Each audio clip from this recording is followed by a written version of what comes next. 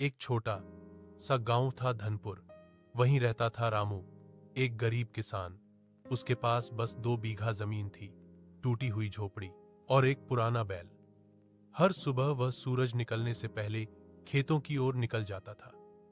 मिट्टी में पसीना मिलाकर वह अपने बच्चों के भविष्य का सपना बोता था। रामू की पत्नी सीता दिन भर घर के कामों में लगी रहती थी और रात को बच्चों को कहानियां सुनाती थी। बेटा, मेहनत कभी बेकार नहीं जाती, लेकिन गरीबी इतनी गहरी थी कि कभी पेट भर भोजन भी नसीब नहीं होता था। फिर भी रामू के चेहरे पर कभी शिकायत नहीं होती थी। एक बार गांव में भयंकर सूखा पड़ा।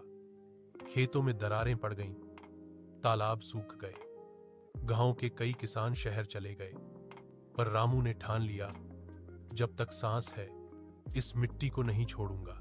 वह रोज सुबह खेत में पानी के लिए गड्ढे खोदता, छोटे बांध बनाता और मिट्टी में थोड़ी सी नमी बचाए रखता। लोगों ने उसका मजाक उड़ाया, अरे रामू, ये सूखी धरती तुझे क्या देगी? रामू मुस्कुराकर बोला, धरती मां कभी अपने बेटे को खाली नहीं भेजती। दिन बीतते गए। कुछ महीने बाद अचानक बारिश हुई। पूरे गांव के खेतों में घास उगाई, लेकिन रामू का खेत हरा भरा सोना बन गया।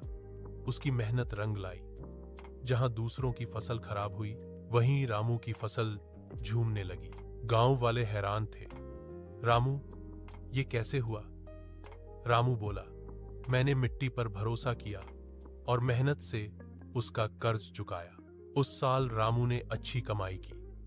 उसने सबसे पहले गांव के स्कूल की छत ठीक करवाई, ताकि बच्चों को पढ़ने में तकलीफ ना हो।